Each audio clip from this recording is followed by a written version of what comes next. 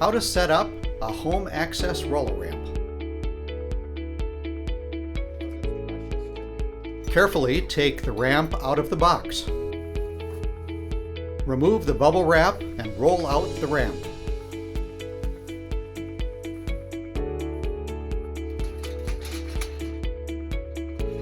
Ramp is rolled easiest on its side.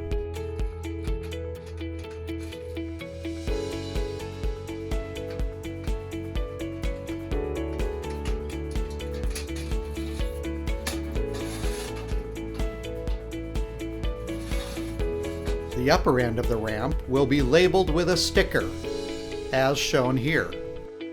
Make sure you have at least the approach plate and at least one link on a flat surface, as shown here.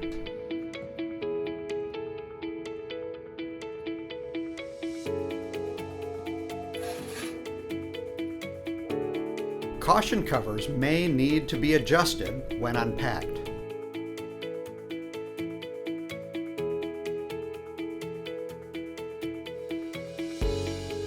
Now you're ready to enjoy the strength and flexibility of your roller ramp.